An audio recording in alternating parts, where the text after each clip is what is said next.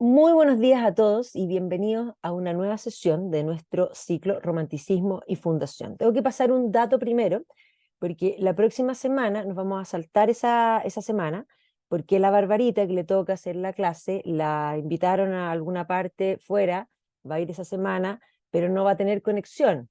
Entonces, primero pensamos en enrocar y después yo le dije, ¿sabéis qué? Saltémonos y retomamos la siguiente y ahí terminamos. Todavía estamos dentro de febrero, así que igual yo les voy a mandar cuando les mande el video, eh, el recordatorio, y igual les voy a mandar un mail la próxima semana para recordarles que no hay clase y volvemos el siguiente jueves. Así que el próximo jueves pueden levantarse tarde para que lo tomen de vacaciones, ¿ya?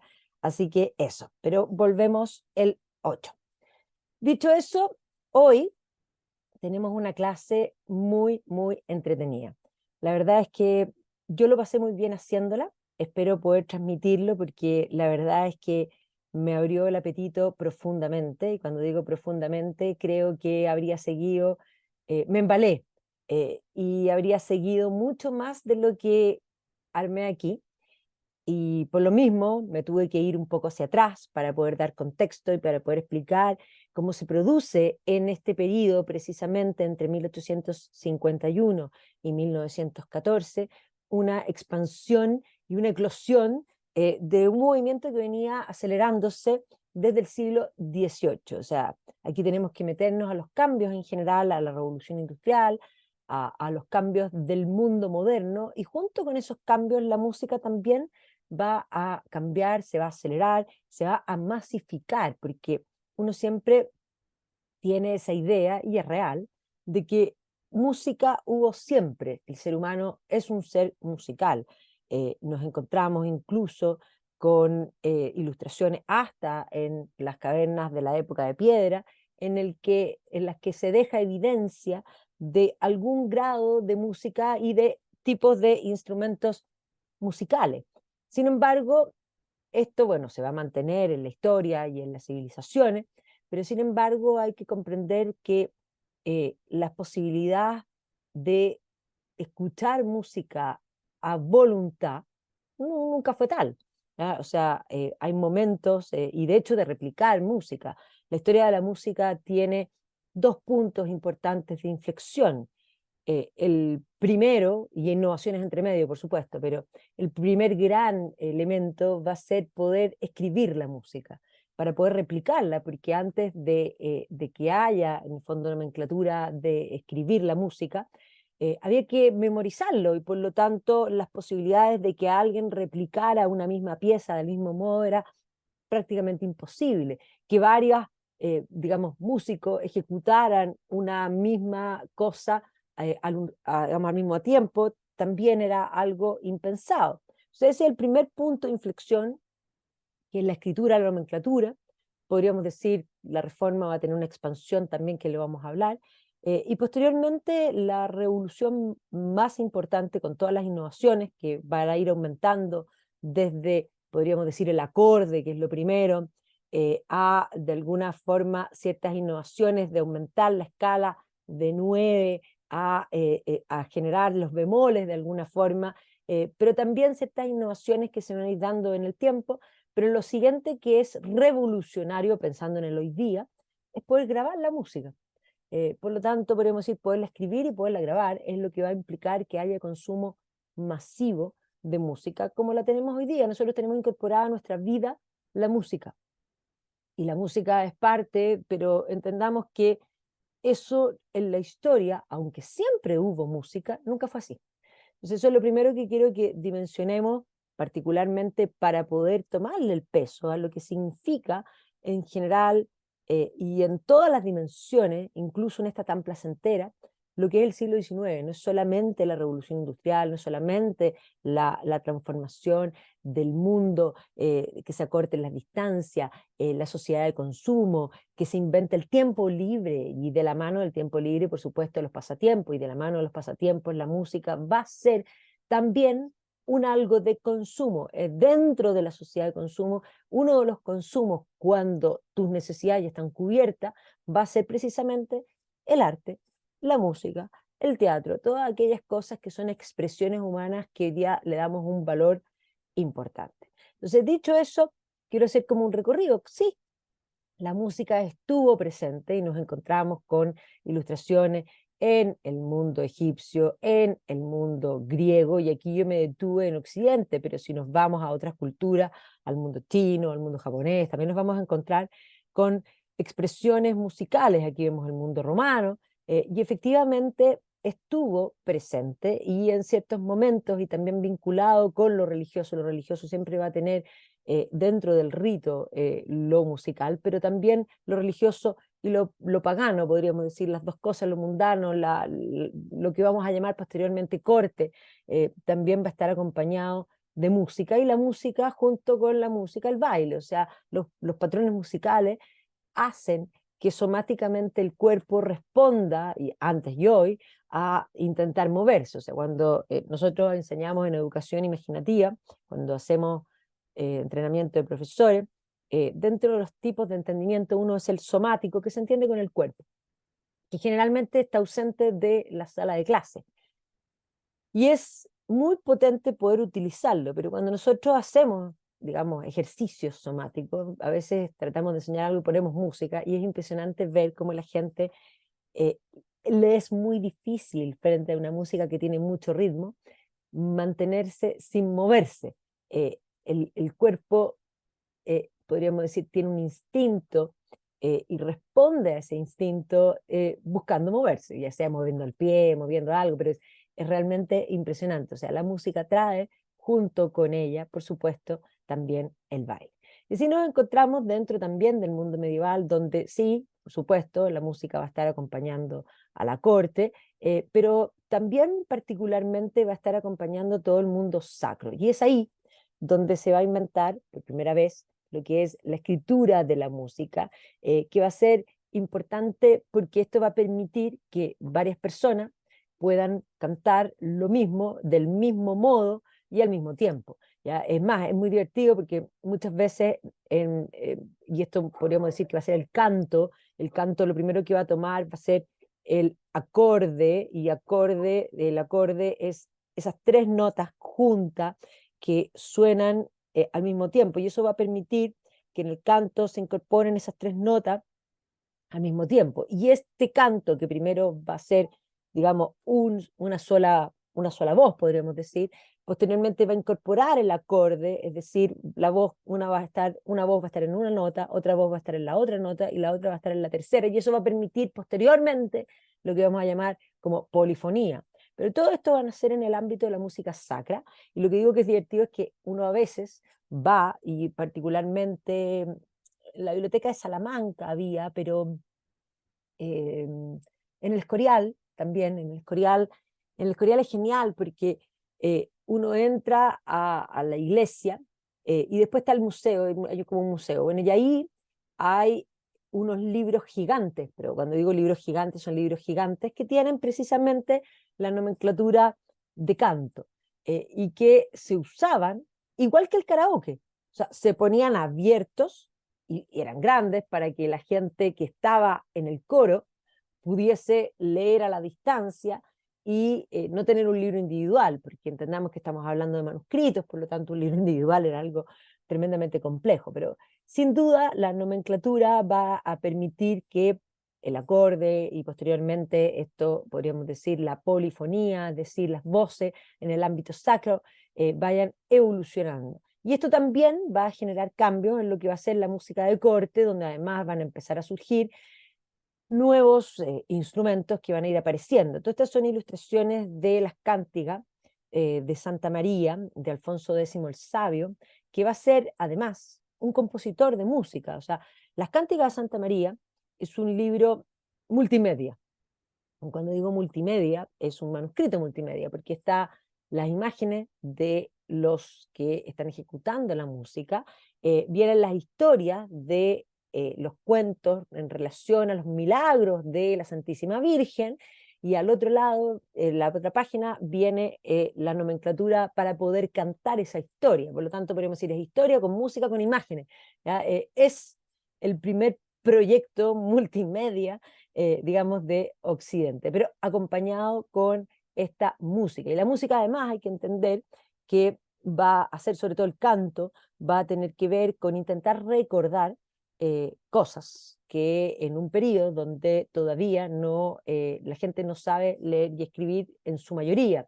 Y eso implica, es mucho más fácil recordar un texto cantándolo que de alguna manera incluso desde el poema mismo. El poema también es más fácil recordarlo a través de la rima que una prosa. Entonces, la musicalidad también va a tener que ver con esta característica propia de las culturas orales. Y obviamente esto va a ir acompañado del baile, y aquí vemos, y las puse porque son maravillosas, una serie de, digamos, miniaturas medievales que muestran precisamente la presencia de la música. Y así vamos a entrar, digamos, hacia, digamos, los siglos, la Edad Media tardía, donde evidentemente van a ir proliferando también los instrumentos, donde se van a mantener, podríamos decir, los coros sacros, ¿ya? Y aquí este concepto también que está presente en la Hildegarda de Bingen, pero que está presente también hacia adelante, ese concepto de que el cielo es musical, o sea, que la música es una especie de presencia no solo sacra, sino que una presencia de cielo en esta tierra, ¿ya? Esa idea de los ángeles musicales que va a estar súper presente en toda la estética occidental hacia adelante. Pero claro, la imprenta también va a ser importante porque la nomenclatura musical que ya se había inventado también va a ser impresa y también se van a crear los tipos móviles para precisamente, podríamos decir, imprimir los, digamos, los textos para poder cantar. Ahora sí, los monjes van a poder tener uno por cada uno. Pero además la reforma va a implicar no solo, o sea, no solo la imprenta va a implicar esto, sino que este es el periodo la imprenta va a permitir también la reforma, y ahí hay que decir que Lutero va a tener una importancia también, digamos, primordial en todo el desarrollo de la historia de la música, porque Lutero va a considerar que no es el coro, no son los monjes, porque dentro de la iglesia uno tendría el coro dentro y detrás del altar, por lo tanto son algunas personas y principalmente monjes los que cantan. Lo que Lutero va a traer como innovación es que no son los monjes, sino que es la feligresía la que tiene que cantar. Y él va a darle una importancia a la música. Él mismo va a componer música y además la reforma va a implicar que una serie de músicos, y así como artistas, pensemos en Cranach, que se va a cuadrar con Lutero, también músicos se van a cuadrar con Lutero y van a componer un poco música para la reforma. Y esto no solo para Lutero, sino que también para todos los reformadores que van a seguir adelante. Este es un detalle de Bruegel, digamos, del Bosco, perdón, que es genial, porque vemos a la gente común cantando. Eso tiene que ver también con este mundo, ya podríamos decir, post-reforma. Y esto es lo que uno encuentra generalmente en las iglesias reformadas, donde el canto es importante y la feligresía canta. Y junto con esto también va a seguir la música, podríamos decir, de corte. El siglo XVI va a tener una serie de innovaciones, en particular en ciertos instrumentos, donde además va a haber reyes, en particular, podríamos decir en el caso inglés, Isabel I, que va a ser una bastante, digamos, promotora de las artes en general, del teatro. Eso explica por qué en ese periodo Shakespeare, por ejemplo, pero no solo Shakespeare, sino que todas las compañías, y uno tiene esa idea de que en Londres del siglo XVI, que es un Londres muy pujante, porque es post-peste, por una parte, eso ya tiene un auge económico, porque en el fondo lo que era la economía a vida se va a repartir entre menos personas porque se muere la mitad de la población, eso por una parte, porque el sentido de muerte va a hacer que la gente esté dispuesta a gastar, pero además este es el periodo en que se crean todas las compañías comerciales, por lo tanto esta isla pequeña que empieza a comerciar va a tener un bienestar muy importante, y eso explica el por qué en ese periodo en Inglaterra va a haber un auge económico que de alguna manera se va a expresar en este auge de las artes, ¿ya? Entonces no solo el teatro, sino también podríamos decir la música, y ella misma va a ser promotora y no solo consumidora, sino que ejecutora. Pensemos que esto ya venía del padre, o sea, la corte de Enrique VIII va a ser una corte bien exquisita en música, y Enrique VIII va a ser compositor de música. O sea, Enrique VIII se le atribuye la tonada Greensleeve, esa muy famosa, esa tan, tan, tan, tan, taran, tan, tan, tan, taran, tan, esa que es preciosa, la habría escrito el propio Enrique VIII. Y por lo tanto, esta idea de la música, de entregarse a la música, siempre va a ser bien vista, va a ser como un acto intelectual. Y esto es bien importante, sobre todo vamos a ver, ciertas visiones de mundo dentro de Europa, donde el ocio no va a ser muy bien visto, pero la música va a ser algo intelectualmente aceptado para poder entregarse. Entonces aquí vemos varias ilustraciones de este periodo, y evidentemente vemos como el arte también, digamos, muestra la presencia musical en el tiempo y obviamente la música y los bailes.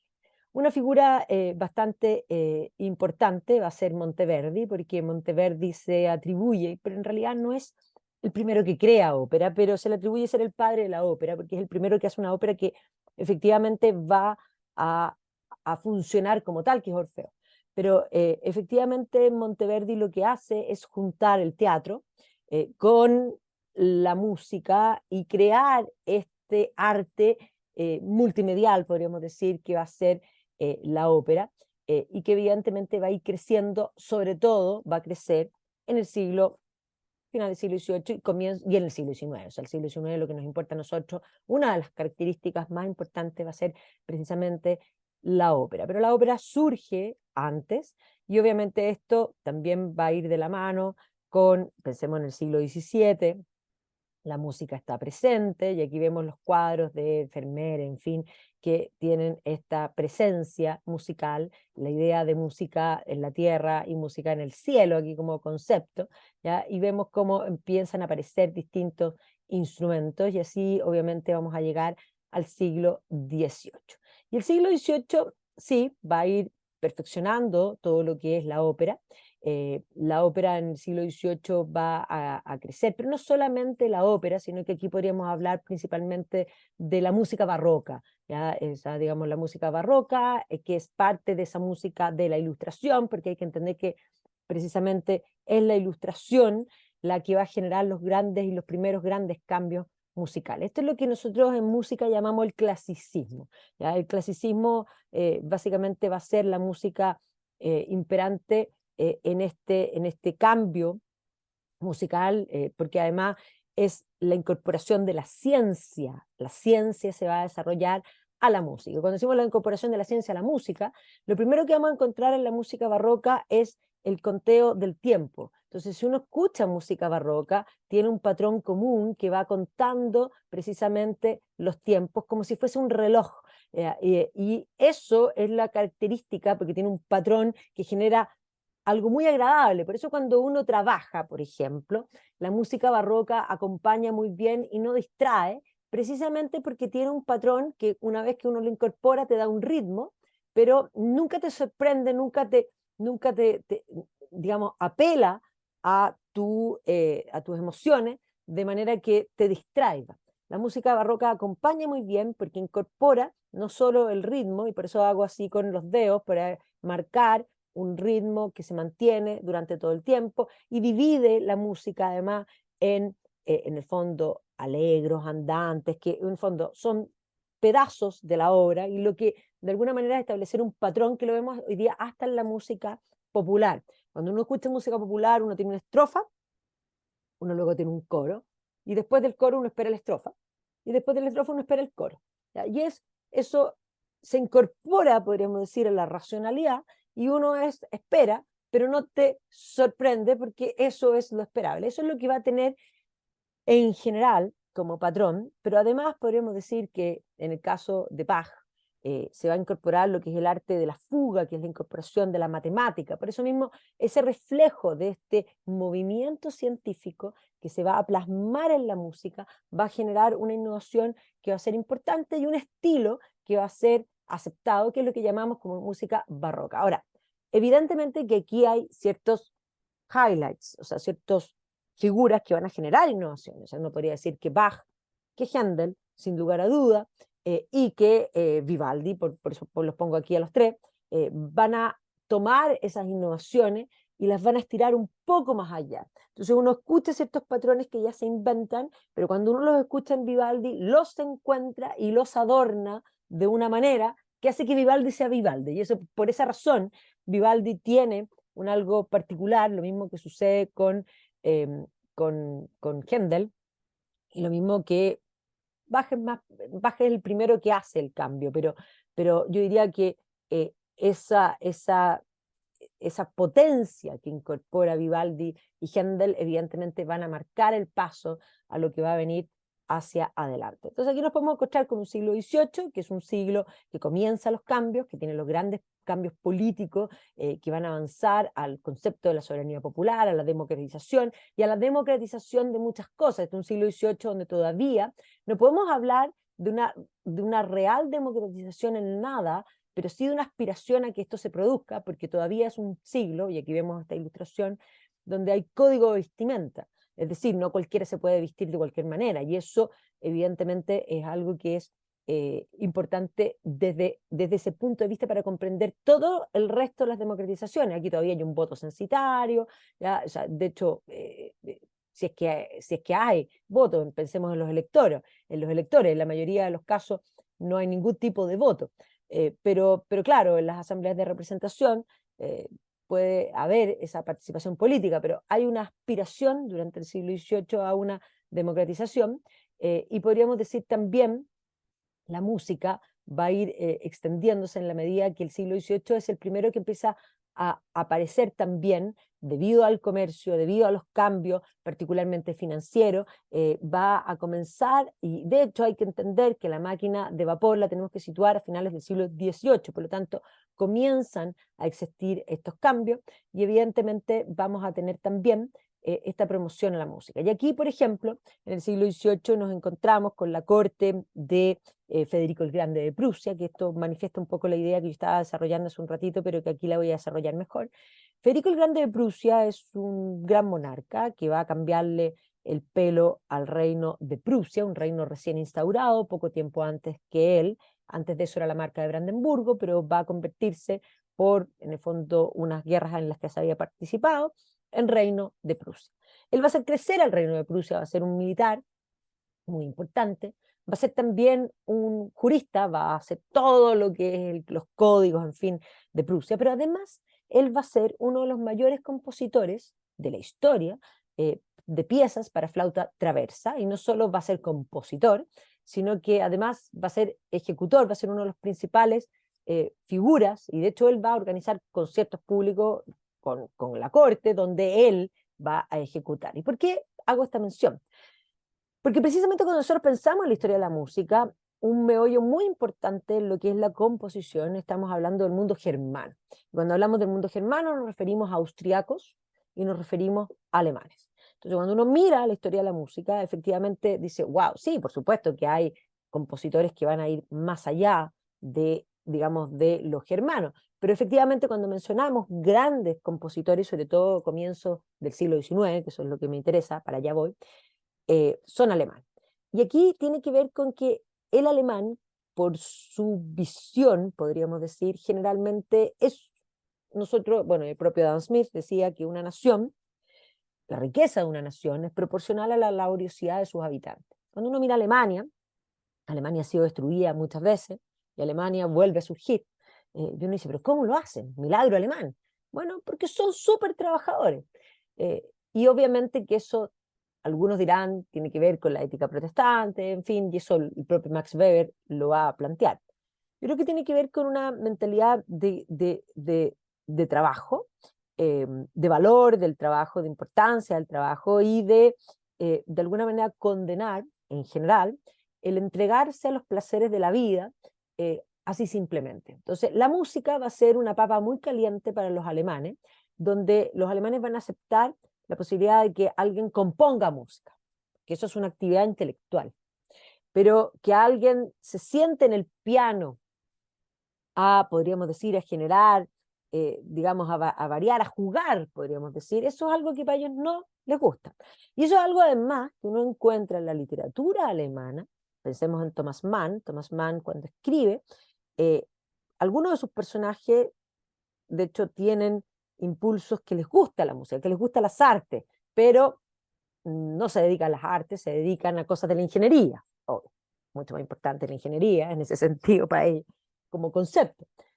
Pero estos personajes por ejemplo, cuando él quiere mostrar un personaje que en realidad es poco serio, lo pone y lo sitúa jugando al piano, no componiendo. Componiendo es una actividad intelectual. Entonces, esa es la razón por la que vamos a tener muchos compositores. Y aquí vemos ya la figura de Federico el Grande en esa visión. Entonces, va a comenzar a surgir lo que se va a denominar la música de cámara para estos grupos pequeños y que evidentemente se va a desarrollar en este periodo junto con la ópera que ya existía, el teatro, y podríamos decir va a comenzar a masificarse. Aquí vemos esta caricatura que es británica. Los británicos, si uno piensa en los compositores, uno no piensa en compositores británicos en este periodo, independiente que el Mesías Händel vivía en Londres y escribió el Mesías en Londres, pero era un alemán. Por lo tanto, ellos van a ser grandes consumidores de música,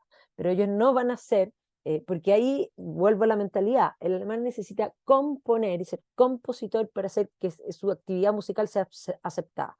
En el caso británico, a ellos no les importa de alguna manera sentarse en el piano y jugar, que es lo que vamos a encontrar, y de hecho vamos a hablar de la masificación, de la pianomanía, y efectivamente el mundo británico va a ser un gran consumidor de música.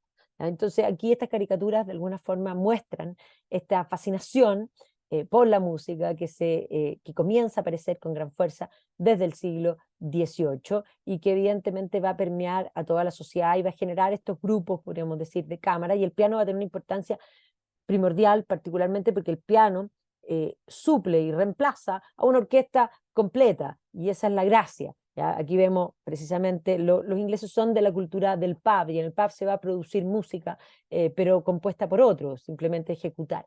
Y aquí también en el siglo XVIII nos vamos a encontrar con figuras que van a ser importantes, estos llamados niños prodigio, que evidentemente Mozart va a ser una figura elemental, y que podríamos decir posteriormente Beethoven va a ser visto también como un niño prodigio. Así que aquí pongo varios niños, mientras algunos estaban, no sé, aquí son cuadros mezclados, ya estaban haciendo otras cosas. Mozart de alguna manera impresionaba al mundo. ¿Ya? Y obviamente que además va a ser esta gran celebridad, que hablábamos hoy día del concepto no solo de la masificación, sino que de las celebridades que van a ser presentados en distintos lugares. Entonces, durante el siglo XVIII, aparte de Mozart, que además Mozart va a componer no solo, podríamos decir, piezas para piano, piezas para cámara, digamos, conciertos, sino que también ópera, y donde además va a jugar con la ópera, porque va a extender la ópera digamos, a cosas, si uno piensa, obviamente la flauta mágica va a tener que ver con un poco de humor, porque tiene mucho humor, toda la figura de Papageno, todo eso es, de alguna manera él se ríe de muchas cosas, que tiene mucha política, que uno no comprende si no comprende el siglo XVIII, tiene moral, tiene elementos masones, por supuesto, ¿ya? Pero también, aparte de esas óperas, que es ópera, y alguien diría, juega con la opereta, pero Don Giovanni no, pues Don Giovanni es una ópera seria. Entonces, efectivamente, vamos a tener óperas livianas, insisto, La flauta mágica, El Cose fan tutte, ¿ya? Y óperas más complejas, más densas, como es el caso de Don Giovanni. Pero evidentemente ya Mozart va a entrar en este mundo de la celebridad, y obviamente va a entrar también en el mundo de la ópera, que va a empezar a ser visto como este gran, podríamos decir, expresión artística, musical, teatral, que se va a empezar a imponer. Entonces, obviamente que ya en el siglo XVIII nos encontramos con todos estos cambios, y evidentemente el gran cambio va a pasar de lo que llamamos el mundo clásico, y aquí está obviamente Mozart, está Haydn, que además Haydn va a ser profesor de Beethoven. Beethoven es una pieza clave porque precisamente es el último clásico, ¿sí? Es el primer romántico, sin duda, pero posteriormente el periodo tardío de Beethoven es el primer moderno. O sea, Beethoven es un punto de inflexión en la música trascendental que tiene que ver también con este movimiento romántico. El movimiento romántico es un movimiento que reacciona en contra del excesivo racionalismo. Y por lo tanto, el racionalismo, pensemos en Descartes, plantea que el hombre es una cosa pensante, pienso y luego existo. Bueno, y los románticos van a reaccionar contra eso y dicen, bueno, ¿y dónde están los sentimientos? Ellos van a tener sentimiento, y el proceso romántico, y en todas sus expresiones, es instalar los sentimientos, las emociones, lo individual, y básicamente poco a poco el movimiento romántico en todas sus dimensiones y llevado hasta hoy día, porque está presente todavía esa beta, es ir reemplazando el ser por el sentir. Entonces, esto va a tener un proceso filosófico, sin duda, un movimiento filosófico. Pensemos en la escuela de Jena, el libro de Andrea Wolf, el último, Los Magníficos Rebeldes, habla precisamente de ese concepto de la invención del yo. Va a tener expresiones en la poesía, y la poesía va a cambiar de parafrasear al mundo romano, greco-romano, en sus formas, a expresar sentimientos. La poesía hoy día para nosotros es una forma de expresar sentimientos, pero la poesía nunca expresó sentimientos, sino hasta comienzos del siglo XIX, finales del siglo XVIII. Las baladas líricas de Wordsworth y Coleridge son de finales del XVIII, pero comienzos del XIX, donde van a ecuacionar. Pero Wordsworth es el primero que dice yo, la palabra yo voy caminando en el jardín y veo unos narcisos y siento. Antes de eso, a nadie le importó lo que sentía nadie. Entonces, el romanticismo es de sentimiento. Y eso que se ve en la poesía, eso que se ve en la plástica, porque vamos a ver las emociones como de alguna manera lo sublime, los límites, la naturaleza, en fin, eso que se ve también en el arte, en el romanticismo, se ve también en la música. Entonces, lo que comienza a hacer ya Beethoven, cuando hablamos del periodo romántico, que es un periodo donde él empieza a perder, de hecho, a perder el oído, porque Beethoven tiene tres periodos claros. El Beethoven temprano, que es un clasicista, donde escuchaba. El Beethoven segundo, que es un periodo romántico, que es cuando empieza a dejar de escuchar, empieza a perder el oído y empieza a mutar. Y el periodo tardío, que es un Beethoven totalmente sordo, y él evoluciona porque ya no escucha con el oído externo, pero escucha con el oído interno. Y ese escuchar con el oído interno va a producir una música que hoy día nosotros consideramos moderna. O sea, Beethoven, muy temprano, va a producir una música moderna. De hecho, hay varios que atisban la música moderna antes de lo que llamamos modernismo dentro de la música. Entonces, evidentemente, el periodo romántico es un periodo muy impresionante, que obvio que se va a sentar sobre las bases del siglo XVIII, pero que va a producir esta presencia de las emociones. Y cuando hablamos de las emociones, así como yo les decía que el patrón musical del mundo barroco es un patrón que yo puedo escuchar y que yo puedo incorporar y que me va a dar un ritmo y que yo trabajo y no me desconcentro. Con la música romántica yo ya no puedo trabajar sin desconcentrarme, porque apela a mis emociones, porque lo que busca es generar emociones, lo que busca es transmitir emociones, lo que busca es básicamente contar una historia, y esa historia está compuesta de emociones. La música va contando historia, es una música que está hecha, podríamos decir, nosotros estamos muy acostumbrados a eso hoy día, pero cuando uno escucha cierta música, pensemos en la música de película. La música de película acompaña lo que está sucediendo, ¿ya? Bueno, en la música romántica están sucediendo cosas, aunque no veamos las imágenes, y por lo tanto, por eso cuando uno tiene que entender qué es lo que el compositor quiso mostrar, ¿ya? Y eso tiene dramatismo, tiene momentos de miedo, y el miedo se nota, tiene momentos de suspenso, y el suspenso se nota, ¿ya? En fin, tiene momentos que apela a que uno sienta precisamente eso. Entonces, la era romántica va a ser la eclosión y la gran expansión, que podríamos decir Haydn va a ser importante, pero Beethoven va a ser definitivamente clave. Y después de Beethoven van a venir una serie de celebridades, o sea, de comienzo del siglo XIX. Schubert va a entrar no solamente en este tipo de música, sino que va a recuperar todo lo que son los cantos, los Lieds, ¿ya? Y efectivamente estos Lieds alemanes van a ser parte de la cultura alemana y se van a poner muy de moda. También van a empezar a aparecer estas celebridades que van a ser seguidos por muchos, muchos de ellos también. Pensemos que estamos hablando de una época previo, en el siglo XIX, básicamente la gente se enfermaba y se moría, y por lo tanto muchos de ellos van a morir jóvenes. Pensemos también en la figura de los Schumann, ¿ya? O sea, no solamente Robert Schumann, sino que la Clara Schumann, que va a ser una concertista importantísima, ¿ya? Y que evidentemente van a ser parte de este movimiento, y pensemos que estamos hablando de puros alemanes, ¿ya? Y evidentemente esto va a ir marcando una pauta.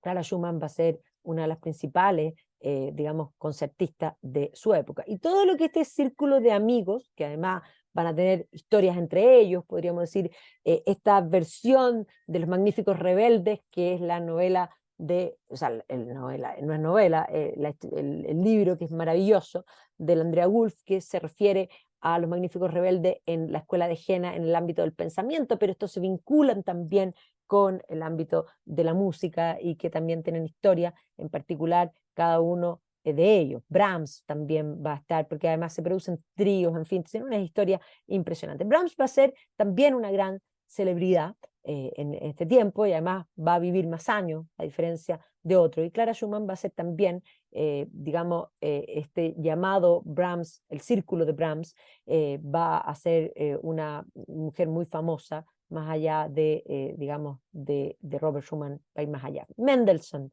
¿ya? También va a ser una figura importantísima en este periodo, y aquí empiezan a aparecer también italianos, Vincenzo Bellini, un poco para que Gaetano Donizetti, o sea, estamos también con los italianos presentes, Berlioz, ¿ya? Un poco para que nos vayamos juntando. Y aquí lo que va a plantear, miren, Berlioz ya dice que en el fondo, ¿cuál de los dos poderes, el amor o la música, puede elevar al hombre a la altura más sublime? Eh, este es un problema, y recién, en el fondo, me dicen que tengo una respuesta. El amor puede dar no una idea de la música puede dar una idea del amor. ¿Por qué separarlos? Dice.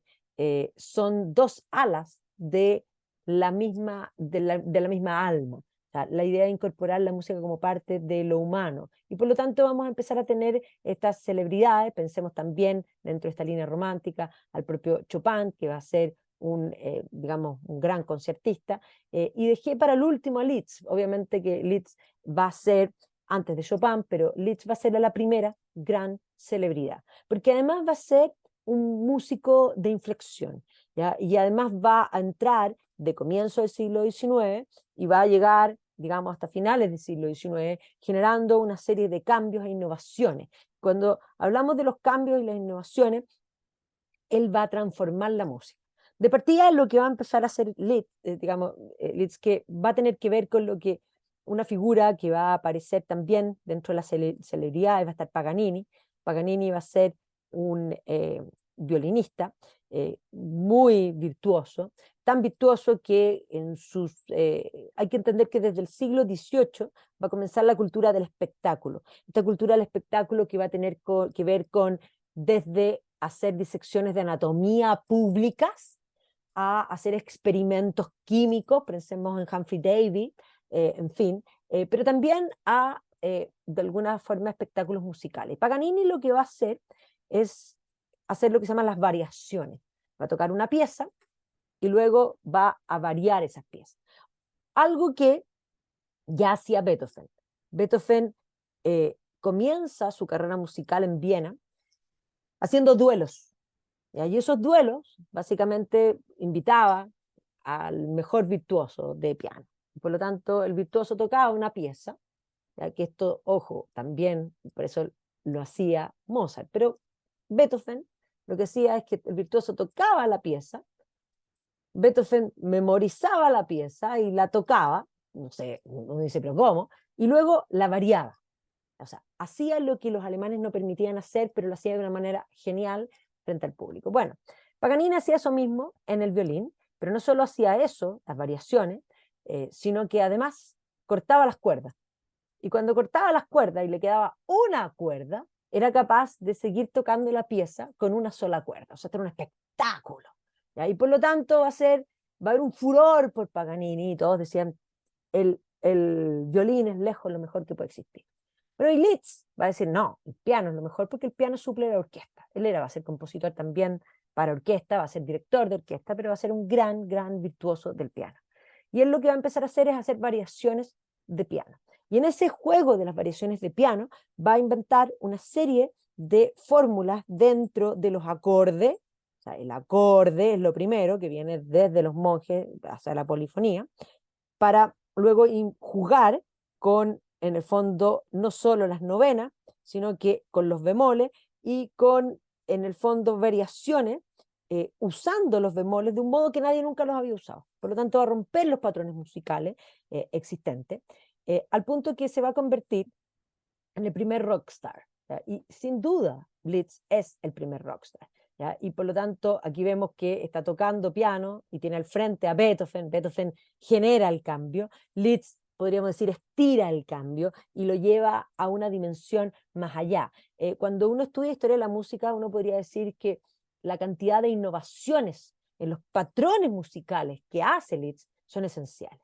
Y dentro de los cambios, y podríamos decir también, no solo es Liszt, sino que dentro de sus discípulos, su discípulo que posteriormente va a terminar siendo su yerno, va a ser Richard Wagner, ¿ya? Y Wagner va a continuar y va a admirar a Liszt. De hecho, va a levantarle a la hija de Liszt, porque se va a terminar casando con Cosima, pero Cosima estaba casada, ¿ya? Y estaba casada con el director de orquesta que trabajaba con Wagner. O sea, va a ser todo un tema, pero para él casarse con la hija de Liszt no era solamente Cosima, era la hija de Liszt. Y por lo tanto, Liszt es realmente esencial, y así como Liszt hace una serie de cambios, Wagner va a tomar la línea de Liszt y va a estirarlos más allá. Y cuando hablamos de cambios más allá, por ejemplo, una de las cosas que hace Liszt es mantener un tono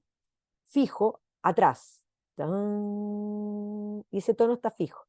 Y sobre ese tono que se permanece fijo, él compone música encima, pero el tono está. Y eso uno lo encuentra en la música hasta el día de hoy, en la música, digamos, moderna, popular, de hecho. Y eso mismo que ya tiene Liszt, lo toma Wagner, y Wagner lo que hace es que el acorde que está encima, al primer tono lo acorta, y el segundo lo alarga.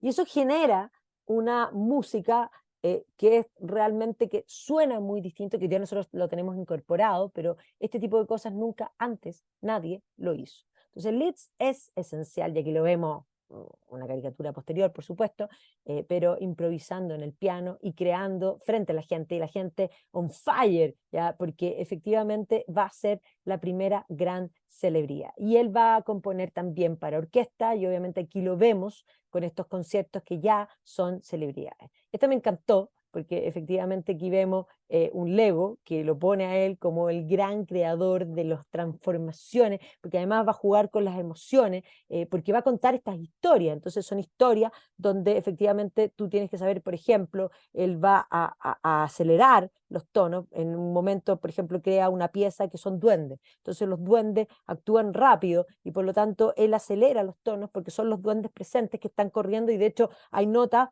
que son atonales porque los duendes corren arriba del piano como concepto, y básicamente sienta las bases incluso de música que uno podría encontrar mucho después en lo que vamos a llamar cancán, por ejemplo, ¿ya? O sea, efectivamente Liszt es impresionante, realmente vale la pena, porque va a ser un gran genio y que va a crear muchos de los patrones que ya nosotros tenemos mentalmente en nuestra cabeza de lo que es la música. Entonces, obviamente que esto va a generar una fascinación por la música, la gente va a empezar a practicar todo lo que es la música amateur. Evidentemente todavía es un periodo donde para tener música hay que poder ejecutarla, por lo tanto si uno si no sabía tocar piano, no sabía tocar algún instrumento, había un silencio profundo, ¿ya? Entonces el siglo XIX va a seguir con todo lo que va a ser el teatro, pero también la música, y aquí ya con Liszt y con varios más, va a ponerse también al servicio de los movimientos democratizadores que se van a ir dando. La música y la política, el arte y la política, la arquitectura y la política, la religión y la política siempre están vinculados. Y por lo tanto, el siglo XIX podríamos decir, comienza con los vientos, por una parte, de la Revolución Francesa, con la era napoleónica, y después de Napoleón vamos a tener las revoluciones de 1830, las revoluciones de 1848, que además van a empezar a componer una música que desde el romanticismo no solo apela a las emociones, sino que sobre todo desde Alemania va a tener una cantidad de compositores, desde Italia va a tener una cantidad de compositores que también se explica por esta parte de dimensión política, pero son dos naciones que no existen, que no están unificadas, que están creando un relato nacionalista que además va a hacer uso de la música para crear ese propio relato nacionalista. Y por lo tanto, Alemania e Italia van a producir una música importantísima que va a tener que ver con la política, con el nacionalismo, con el relato, con la música, con las canciones populares que básicamente van a ir construyendo este etos, ¿ya? Y obviamente que esto no se va a dar solamente ahí, ¿ya? Sino que el nacionalismo va a permear el arte, va a permear la música, ¿ya? Y evidentemente va a ser parte y obviamente desde la música traspasar a, a la gente, ¿ya? Y por lo tanto, nacionalismo y música van a ir de la mano. Tal vez en Italia la figura más clara de este movimiento político es Giuseppe Verdi. Giuseppe Verdi es el gran genio de la ópera, porque además va a innovar muchísimo en la ópera, va a convertir la ópera en un champán, podríamos decir, pero además va a utilizar la ópera como instrumento de la política. Él se va a cuadrar con el movimiento del Risorgimento, de la unificación italiana, y por lo tanto va a iniciar y va a usar la ópera para transmitir ese mensaje político.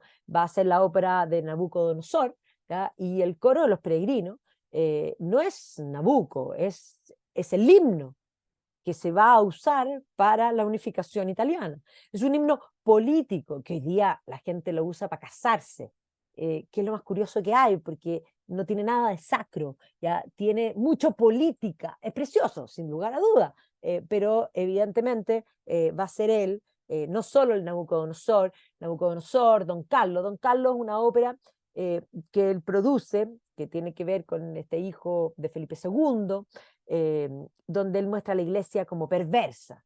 ¿Y por qué hace Don Carlos? ¿Y por qué de alguna manera tuerce la real historia? Porque Felipe II, la leyenda negra, un poco se teje y se termina de retejer en el siglo XIX, porque se empieza a tejer desde el siglo XVI por razones políticas, son los ingleses los que construyen principalmente la leyenda negra contra Felipe II, pero va a retejerse desde el siglo XIX porque Verdi compone Don Carlos. ¿Por qué hace dejar a Felipe II como un villano, la iglesia como una villana, y este Don Carlos, que en verdad en la historia real estaba medio loco y que fue un tema, lo convierte en un santo? Bueno, porque Italia se unifica, pero la capital italiana va a ser Florencia, porque Roma son los estados pontificios. El enemigo del Risorgimento final es Roma. Hay que dejar mal a la iglesia, ¿ya? Y eso es lo que hace Verdi, ¿ya? Entonces, Verdi básicamente es un arte maravilloso, entretenidísimo, pero al servicio en gran medida de la política, ¿ya? Y que obviamente vemos que las canciones populares son parte del Risorgimento, y aquí vemos también el arte plástico también se pone al servicio de la política, y por lo tanto uno encuentra precisamente esa idea. Lo mismo pasa en Macbeth, en Attila, ¿ya? También son óperas que están permeadas por la política, ¿ya? Un poco a esta idea de la entrada de los hunos, pero que en realidad no representa a los hunos. Lo mismo que hacía Shakespeare, ¿ya? Que también va a ser un autor político. O sea, yo no estoy ni condenando de que haya al servicio de la política, simplemente que visto desde la política de la época y entendiendo, uno se da cuenta cuán políticas son obras que uno se ha alejado en el tiempo y por lo tanto cuesta entender. A ver, si hasta los viajes de Gulliver es una sátira política, que hay que entender la política del siglo XVIII para entender lo que Jonathan Swift quiso decir. Por lo tanto, arte política, simplemente yo constato una realidad, no hago un juicio de valor. están unidos. Y aquí vemos el tema de que efectivamente Italia, Víctor Manuel del Piamonte se ha puesto la bota italiana y el único problema que queda pendiente es precisamente Roma. Y por eso mismo, don Carlos aparece en ese minuto, ¿ya? Para de alguna manera ponerse al servicio de la causa. Entonces, claro, Verdi va a ser una gran celebridad que va a ponerse al servicio de, podríamos decir, el movimiento de la unificación italiana, y lo mismo va a ser Wagner en el caso alemán, que evidentemente va a abrazar el nacionalismo, y no solo va a abrazar el nacionalismo, sino que él va a ser el movimiento tardío de un movimiento que venía buscando el concepto del Volksgeist, del espíritu del pueblo, buscando la expresión del pueblo, el folclore, que había recogido, pensemos desde los hermanos Grimm, las historias populares, y habían terminado publicando estos llamados cuentos para la infancia y el hogar en 1812. O sea, lo que va a eclosionar la idea de Italia y la idea de Alemania va a ser precisamente las invasiones napoleónicas, porque lo que va a tener claro es que ni Italia ni Alemania son franceses, y esto va a ir en aumento en las revoluciones de 1830, en las revoluciones de 1848, donde además van a surgir movimientos como la Giovane Italia, en el caso de Mazzini, y en el caso alemán de Das Junge Deutschland. El propio Wagner va a estar metido en las barricadas del año 48 en la ciudad de Dresden, ¿ya? Y de hecho va a terminar siendo expulsado de su propia Alemania. Él va a abrazar estas ideas. Aquí está Heinrich Heine, que es parte de la joven de la joven Alemania, de las Junge Deutschland, y de hecho Heine va a escribir el holandés errante, y de las primeras óperas que va a hacer Wagner va a ser precisamente el holandés errante, ¿ya? Y posteriormente él va a tomar temas que van a ser temas del nacionalismo alemán.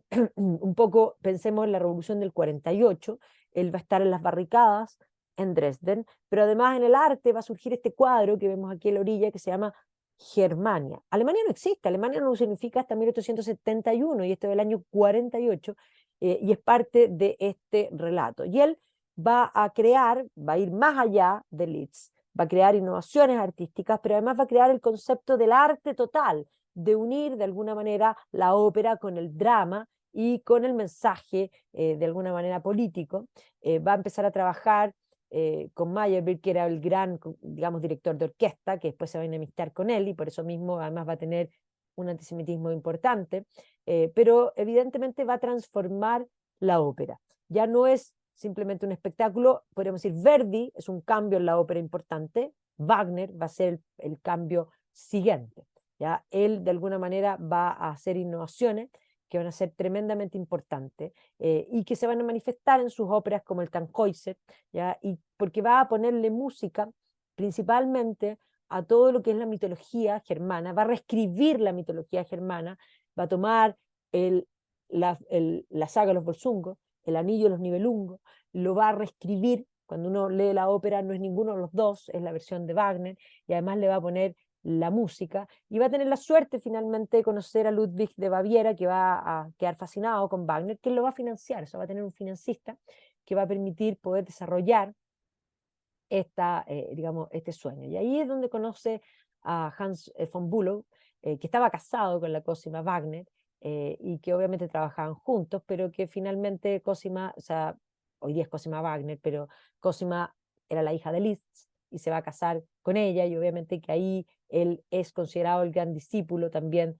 de Liszt, y obviamente que va a ser esta figura que además lo vinculamos con Nietzsche, va a ser amigo de Nietzsche, después va a romper con Nietzsche, ¿ya? Pero evidentemente aquí vemos esta ilustración donde está Liszt tocando y aquí está Wagner. O sea, Wagner era el gran discípulo, y obviamente que va a generar este clan, obviamente, y vemos aquí esta idea del matadragones, de esta música y de esta creación de Bayreuth, que es este teatro que tiene la acústica especial, porque lo que busca Wagner es apelar a las emociones, a los sentidos. Aquí no es solo que haya una historia, aquí es una historia que tiene que de alguna manera ocupar todos los sentidos. Vuelvo al ejemplo que dije en la música barroca. Yo pongo la música barroca, me pongo a trabajar, el ritmo se incorpora, tengo un ritmo que me permite tipear de una cierta forma. Si ya pongo a Beethoven me complica porque hay ciertos momentos que tengo que desviar la atención. Si pongo a Wagner, no puedo trabajar.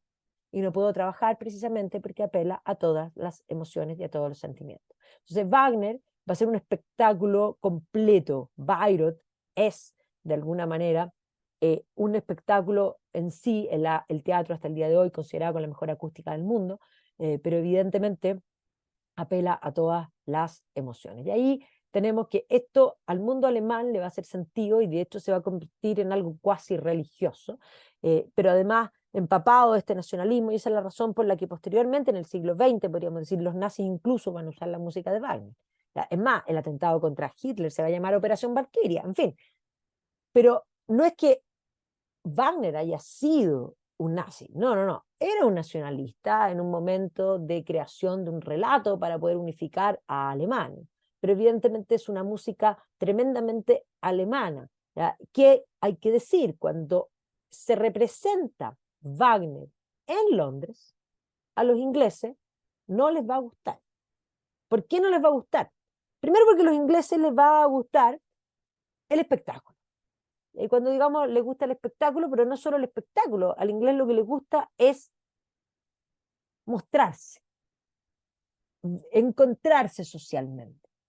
Y lo que va a pasar con la tetralogía del anillo es que lo primero que hace el teatro es apagar la luz. ¿Cómo van a apagar la luz? Los ingleses querían que la luz estuviera prendida, querían verse, querían conversar entre ellos. Y por eso mismo vamos a ver que no el Wagner es una obra difícil que no cuaja con cualquier mentalidad. Implica una concentración, implica un entregarse como ser completamente a este tema. Entonces, aquí también van a surgir las primeras también celebridades. Aquí vemos las caricaturas que muestran que ya el ruido de la ópera es una cosa total, ¿ya? Y Wagner se va a convertir en una papa caliente en ese sentido para los que no son del mundo germano y para el mundo germano en un ente cuasi religioso.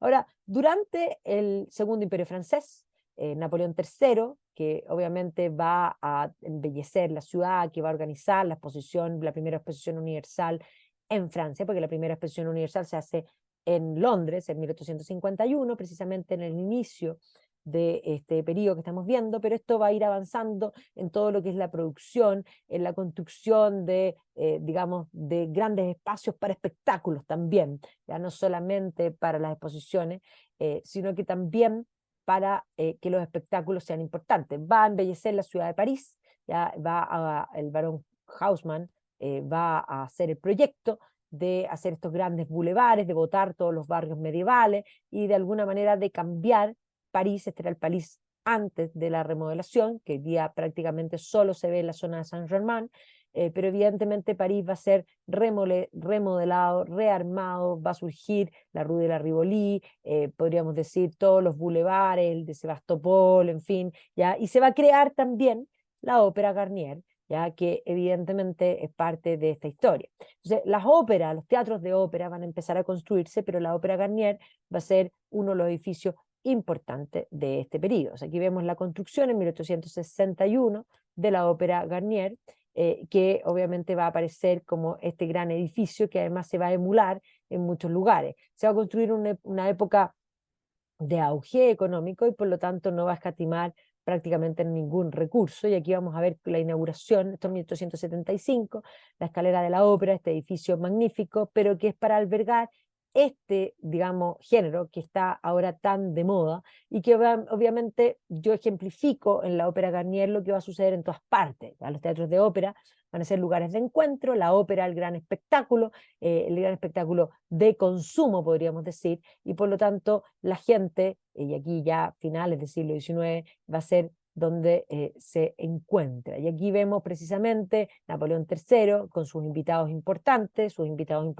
son la reina Victoria, el príncipe Alberto. Entonces, dentro de esta idea de que la música es la expresión del alma y del amor, Víctor Hugo dice, la música expresa eso que no puede expresar las palabras, o sea, incluso le da esa idea de que va más allá de la poesía. La poesía expresa las emociones, la música expresa las emociones. Y en ese sentido, finales del siglo XIX va a ser un momento de consumo. Pensemos en Richard Strauss, que va a crear este mundo de consumo con esta orquesta que va a crear los vals. Los vals van a ser básicamente esta idea de los bailes, que evidentemente se va a poner de moda en todas partes, ¿ya? Y que no solo lo ejecuta él, sino que lo puede ejecutar cualquier orquesta, porque esto está escrito, impreso en la música, ¿ya? Brahms también va a ser parte de estas celebridades, también se va a convertir en una celebridad en este final, en Liszt, que ya lo habíamos hablado, ¿ya? Pero pensemos en Tchaikovsky, ¿ya? Tchaikovsky,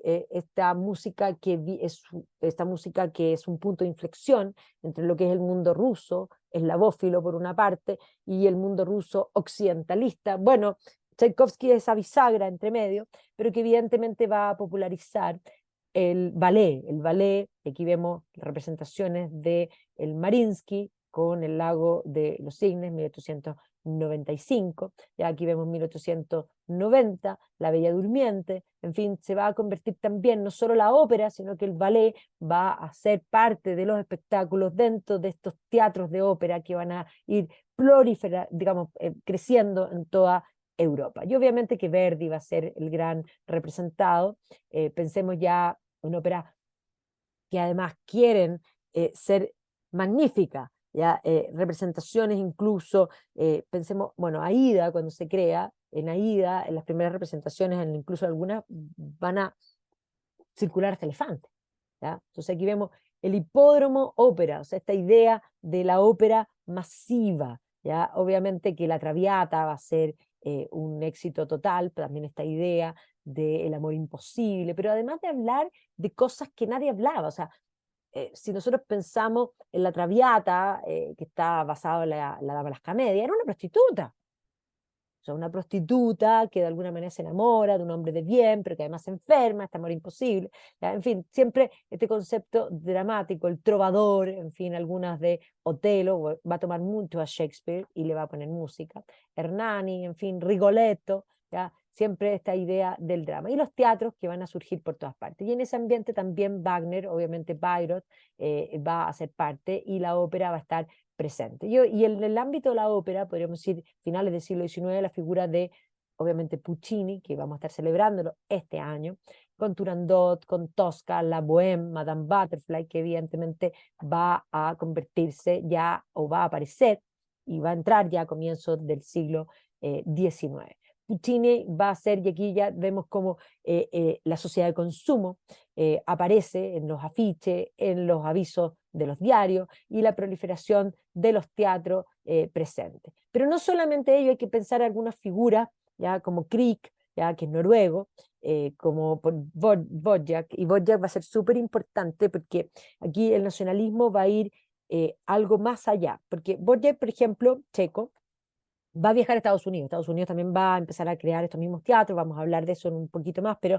Borjak va a ir a Estados Unidos y va a empezar a componer una música que básicamente va a tomar ciertas cosas supuestamente del mundo americano. Pero en realidad esa música, y pensemos también posteriormente también en las danzas húngaras, por ejemplo, eh, no tiene nada que ver con el mundo magiar original, ni nada que ver con el mundo americano. Es en realidad una invención digamos, de la utilización de la música con un fin que en realidad no tiene que ver con lo originario, con el folclore original. Pensemos en la figura de Mahler, que va a ir un poco más allá, un poco pensando en nuestro periodo austriaco, ¿ya? Que también va a ser un hombre importante, que va a hacer una serie de innovaciones dentro de la música. ¿Ya? Pensemos también, ahí está Mahler, ¿ya? Perdón, Richard Strauss. Richard Strauss además va a ir más allá, hacia el modernismo. Strauss va a ponerle música, podríamos decir es la expresión, Strauss ya es parte de la expresión de la decadencia que la vimos en la literatura, pensemos en la decadencia francesa, Las Flores del Mal, Baudelaire, la decadencia inglesa, Oscar Wilde. Oscar Wilde va a escribir Salomé. Salomé va a ser ilustrada por Audrey Bresley, que es la decadencia expresada en las ilustraciones. Bueno, va a ser Richard Strauss el que le va a poner la música. ¿Ya? Entonces, que hoy día es una música que ya avanza hacia el modernismo, pero que todavía tiene mucho del romanticismo. ¿Ya? Personas como Sibelius, ¿ya? Que es un finés, ¿ya? En Francia va a estar Fauré, ¿ya? Que evidentemente en Rusia va a aparecer la figura de Rachmaninoff, ¿ya? Y tenemos un tipo de música que se da en distintas partes. Obviamente Debussy, uno podría decir esto va de la mano, todo este tipo de música que estoy planteando va de la mano de los cambios artísticos, que va desde, podríamos decir, el impresionismo al posimpresionismo y al inicio del modernismo. Uno podría decir incluso, en el caso de la música alemana, eh, uno podría decir expresionismo alemán hecho música. ¿Ya? Debussy generalmente es considerado el impresionismo desde la música, ¿ya? Que va a ser parte de eso. Y aquí está precisamente Debussy en la época, ¿ya? Dice, la música empieza donde las palabras no tienen poder para expresar. La música está hecha por lo inexpresable. Yo quiero música que surja de las sombras y que de hecho alguna vez vuelva a la sombra, ¿ya? Entonces la música está hecha para expresar lo inexpresable. Rimsky-Korsakov en Rusia también, que obviamente vamos a avanzar también ese modernismo que va a ir de la mano también con aquí el ballet. Vamos a tener también el caso de Arnold Schoenberg, que aquí ya abiertamente hablamos de la música atonal, que es no repetir un patrón nunca y cambiar el tono, quebrar el patrón, ¿ya? Algo que ya en algunas obras de Liszt está. Y eso es lo impresionante, porque generalmente uno habla de la música atonal, Schoenberg. La realidad en mí, que no es la realidad en sí, es la expresión de, podríamos decir, la pérdida filosófica del absoluto que se va a manifestar también desde la música, pero que ya está presente en genios anteriores, como es el caso de Liszt. Por eso Liszt es un caso aparte, un caso único, un caso genial y probablemente de los más grandes que hay, pero Schoenberg, que termina en Estados Unidos, va a generar esta música atonal que va a ser parte y que también se ve en lo que es el arte, que el arte ya muta y se aleja de la realidad misma y se convierte totalmente en subjetivo. Estos son retratos del propio Schoenberg y que evidentemente va a quebrar y va a crear lo que se conoce como el modernismo, ¿ya? Entonces, si es arte, no es para todos. Y si es para todos, dice Schoenberg, no es arte. O sea, lo popular no es arte. Y en esa línea nos encontramos también, a comienzos del siglo XX, con Stravinsky, que va a estrenar su Pájaro de Fuego, ¿ya? Y que evidentemente va a quebrar todos los patrones, pero no solo el Pájaro de Fuego, y que obviamente va a gustar porque van a trabajar en Occidente, van a trabajar en París, en 1912 se va a estrenar también La Consagración de la Primavera, que obviamente para muchos no les va a gustar, va a quebrar todos los patrones. Ya hoy día uno lo ve con ojos muy distintos porque nosotros tenemos, podríamos decir, un cambio de la armonía, porque lo que se rompe no es solo el tono, es la armonía.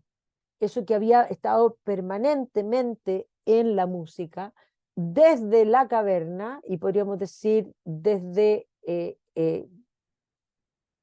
canto eclesiástico hasta este momento.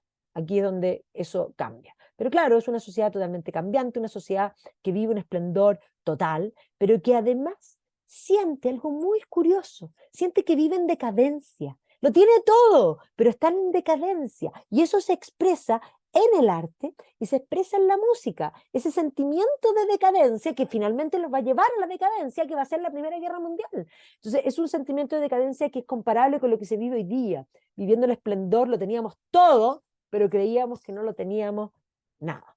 Ahora, me voy a Inglaterra, porque Inglaterra es un caso aparte, porque no produce música propia, pero consume música. Y los conciertos en Inglaterra van a estar organizados primero por Salomon, que va a partir haciendo estos conciertos, pero lo que va a ser el consumo de la música inglesa, que es una sociedad de consumo, que es además la pionera en la revolución industrial, es que van a transformar, estos son los primeros pianos portables, las cajas Zumpe. Y las cajas Zumpe van a ser cambiadas en Inglaterra por productores de piano, de hecho van a empezar a producir masivamente pianos, ¿ya? Y estas cajas Zumpe que van a empezar a ser compradas y que además en Inglaterra se van a cambiar un poco para la clase media, porque la cantidad de octavas, los pianos verticales, se van a inventar para que quepan en las casas de clase media. Pero los planos verticales tienen una cantidad de octavas que son muy largos, que en algunas casas no caben, por lo tanto van a crear pianos más cortitos también para que la gente pueda tener, todos van a tener un piano en la casa. Va a surgir en Inglaterra lo que se llama una pianomanía, y en ese sentido va a ser en el fondo esta figura de Bruthouse el que va a empezar a hacer los pianos, que van a ser los pianos ingleses, que van a ser muy buenos y que se van a planificar en Inglaterra, pero que esto muestra un poco el cambio, para que se hagan una idea que va a surgir la venta de los pianos, el mercado de los pianos, el mercado de la música. Y un poco aquí uno puede ver que desde el siglo XVIII comienzan a aparecer una serie de revistas que además traían las partituras, pero que además si tú te suscribías a la revista, después de una serie de cantidad podías terminar teniendo un piano. Y esto desde finales del siglo XVIII. No solo el piano, sino que también los órganos. Y si uno mira la evolución, hay que entender que, por ejemplo, para 1802, Bradwood había hecho 8.000 pianos y de hecho va a ver que en los próximos años va a fabricar 45.000. ¿Ya? O sea, la cantidad de pianos es algo que es impresionante. El mercado para el amateur, o sea, la música va a vivir no del profesional, sino que del amateur. Aquí vemos los pianos más cortos, los avisos en los diarios, la música manía, que de alguna manera todos ejecutan, que ya no es solamente el espectáculo, sino que para poder tener música en la casa hay que tener quien ejecute, y por eso todos tenían que aprender. Entonces, piensen ustedes que para 1851 van a haber 200 fabricantes de pianos en Londres, ¿ya? Lo que va a mostrar que esto es algo impresionante, que va a ir en aumento. Aquí aparecen obviamente los avisos, ¿ya? Van a aparecer una serie de revistas especializadas de música, que además traen partitura, pero hay que entender que cuando Alemania se unifica, Alemania va a poner una educación al servicio de la industria. Entonces, cuando nosotros hoy día pensamos en el mercado del piano, nosotros pensamos en un Steinway y decimos, el mejor piano del mundo es un Steinway. Pero para ese entonces, los mejores pianos eran inglés. Lo que pasa es que los Steinway van a empezar a producir pianos, primero más baratos que los británicos, van a ganar por precio, y después, sí, debido a la creación de una educación al servicio de la industria, los pianos alemanes van a resultar siendo los mejores. Esta es la fábrica de Steinway de final del siglo XIX, y vamos a ver cómo los alemanes van a entrar también aquí con fuerza. Ahora, ¿les gustaba el espectáculo? Siempre les gustó el espectáculo, y por lo tanto aquí vemos cómo la música manía, de alguna forma, y además a la reina Victoria le va a encantar. Y aquí un poco contando, cuando Paganini fue, en 1832, el virtuoso, no lo podían, de alguna manera, va a ser una celebridad, ¿ya? Van a empezar a surgir estos teatros con estas celebridades invitadas. Yo les dije que el Mesías va a ser compuesto precisamente aquí, ¿ya? Y por lo tanto los ingleses van a ser grandes consumidores de música, ¿ya? En lo personal, pero además el Imperio Británico, en la medida de la segunda mitad del siglo XIX, va a concebir dentro de la ley de instrucción primaria, que se crea en 1870, que obliga a la creación de colegios endémicos para todos, va a tener varias patas que van a favorecer la idea del imperio.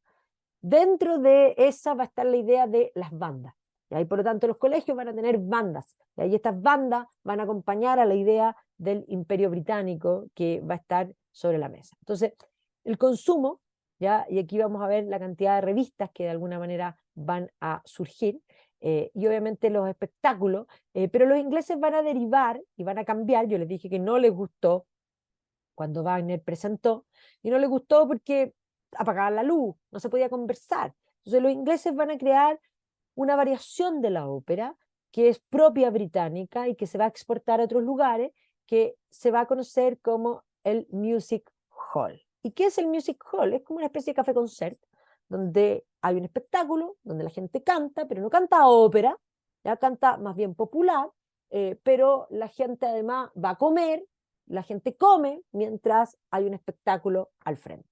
Y ahí van a surgir personajes muy importantes, que entre ellos va a estar la Mary Lloyd, ya que va a ser la gran figura del music hall, y obviamente todos los pueblos van a tener un music hall, y va a haber agencias de artistas, y por lo tanto van a surgir los primeros celebrities. Mary Lloyd es probablemente la gran celebrity del music hall, que podríamos decir esto es lo que se traslada posteriormente a Estados Unidos como Broadway, ¿ya? Y que vuelve, y que hoy día uno dice tiene los espectáculos de Broadway, los musicales son hijos del music hall, ¿ya? El género musical es un género de una ópera soft para el consumo masivo, ¿ya? Como diría Schoenberg, si es para todos, no es arte, para ellos no sería arte, ¿ya? Esto no es un arte intelectual, esto es un arte de consumo, ¿ya? Y por lo tanto el music hall va a crecer en Inglaterra y se va a exportar a Estados Unidos, pero no se va a exportar solo a Estados Unidos, se va a exportar también al continente. Si uno piensa en el Moulin Rouge, en el Cancan, todo eso tiene que ver con este género popular que obviamente la Mary Lloyd va a ser la gran figura, que no era ni bonita, pero cantaba estupendo, era coqueta. Hay una serie donde además cuenta su vida, pero que es con Richard Armitage, fabulosa. ¿Ya? Pero no solo ella, figuras como la Emily Fowell, ya, que también va a ser cantante y actriz británica, la Minnie Goat, ya un poco aquí muestro alguna, Niola Kirarty, ya que van a estar ahí presentes, y aquí vemos que combina la música, el baile, ya, y empiezan a aparecer, por ejemplo, la Lottie Collins también va a ser muy famosa a finales del siglo XIX, está ella con este vestido fabuloso, ¿ya? Y estos espectáculos, que va de la mano también con otras cosas que aquí no tiene que ver con la música, por eso no lo puse, pero los ingleses además van a ser fanáticos de los freaky show, ¿ya? Donde personas con, digamos, deformaciones aparecían, en fin, era de espectáculo masivo, boyerista, podríamos decir, ¿ya? Y aquí vemos que en todas los pueblos había un music hall y la gente salía a comer, y tal vez lo más impresionante del final del siglo XIX es esta dupla que es Gilbert and Sullivan, que hacen music hall, pero además hacen ironía, hacen de alguna manera un show que tiene que ver con el humor, y que se va a convertir en lo más consumido de finales de la era victoriana. Se van a reír de todo, ¿ya? Y esto va a ser las bases de un tipo de humor que está presente en el mundo británico hasta hoy día, que es Monty Python, en fin, y todo eso. Pero aquí vemos representaciones, por ejemplo, ellos van a representar, se van a reír de Oscar Wilde, se van a reír de todo el mundo, y todo el mundo sabía, y Oscar Wilde se mataba la risa también, ¿ya? Entonces vamos a tener estos teatros que van a proliferar. Cuando uno piensa en el East End, en el West End, uno encuentra precisamente una cantidad de teatros impresionante, uno al lado del otro, y va a tener que ver con este espectáculo que es masivo. No es el teatro de la ópera, porque si uno piensa en Londres, está el teatro de la ópera, por supuesto, ¿ya? O sea, está Covent Garden, pero al lado del teatro de la ópera, de la Royal Opera House, en el fondo, está lleno de teatros que representaban obras de teatro. Si pensamos en el Lyceum, en la época de Henry Irving, ya de las Clanternan, que ese teatro estaba administrado por Bram Stoker, que es el autor de Drácula, pero aparte de eso estaban todos estos teatros donde estaban estas obras musicales, este music hall, ya que se va a ir exportando a todas partes, y donde básicamente este arte popular es lo que vemos también aquí. Este es Moulin Rouge y dice afuera Music Hall. Ese es el concepto de un arte liviano junto con una comida, ¿ya? Y que obviamente se va a exportar a muchos de los lugares. Estados Unidos, por supuesto, Broadway, si uno piensa, pero no solo Broadway, todas las ciudades americanas, porque Estados Unidos para comienzo del siglo XX producen más que Inglaterra y que Alemania juntos. Por lo tanto, el auge económico también va a implicar el desarrollo de una sociedad de consumo muy alta, que obviamente esto es en Nueva York, el Music Hall, todos los teatros, esto es en Detroit, posterior por supuesto, pero esta es la idea de este arte masivo. Ahora sí, popular, popular para las masas. La democratización de la música se va a producir precisamente con este género, ¿ya? Y si nosotros pensamos también las celebridades en la ópera, comienzo ya del siglo XX, las óperas, por supuesto, todos los compositores, pero ahora los cantantes de ópera. Y probablemente el más grande de comienzos del siglo XX, esta es una foto autografiada de 1917, va a ser Enrico Caruso, ¿ya? Que además podemos saber cómo cantaba, porque Caruso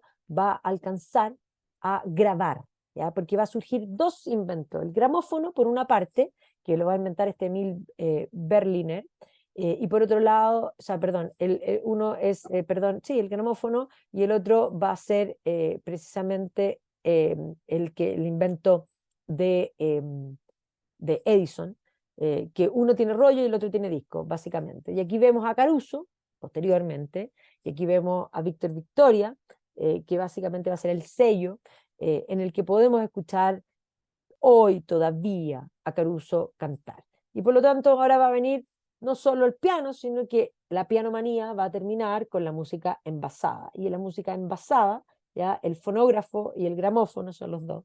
¿Ya? El fonógrafo es el de Edison, que efectivamente va a cambiar el consumo de música. Ahora todo va a tener música, la música va a ser portable, la música va a estar presente en todos los casos. Estas son fábricas, tiendas que evidentemente se van a poner de moda, y obviamente todos van a tener la música ahora envasada por primera vez en forma permanente, donde quiera, al punto que esto va a ir evolucionando de aquí en adelante. Pero independiente que hoy día nosotros tengamos música digital y que le digamos a la Alexia, ponme tan música, esto ya está presente aquí.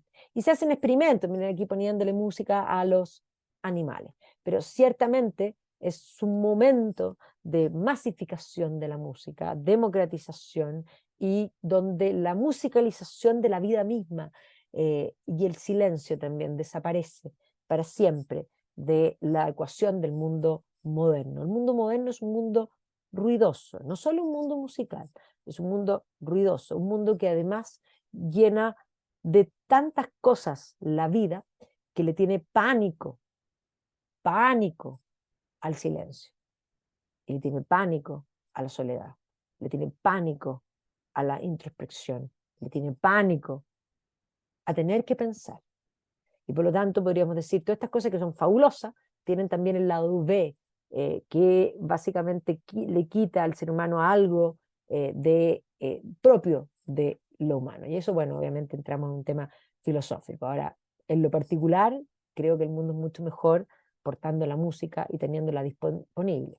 Entonces, hay que siempre dimensionar que la música siempre estuvo presente, pero que la gente podía escuchar una sinfonía a lo mejor una sola vez en la vida. Bueno, hoy día la podemos escuchar cuando queramos y a voluntad, y probablemente a un solo clic, en forma gratuita, porque ahí hay otra revolución que podríamos ver después. La próxima semana no hay, y volvemos el 8 con las ciudades de pasatiempo. La ciudad de Spa, ¿ya? En los Países Bajos, en Bélgica específicamente, y la ciudad de Baden-Baden, que es esta ciudad de pasatiempo, que son principalmente del siglo XIX, finales del siglo XIX, pensando que hay ciudades de pasatiempo que son anteriores, como es el caso de Bath en Inglaterra, que es del siglo XVIII, su auge. Estas son ciudades del siglo XIX, ciudades de abundancia, ciudades de placer, en este sentido de la abundancia, que es curioso lo que yo estaba planteando recién, que sienten, teniéndolo todo, que son decadentes.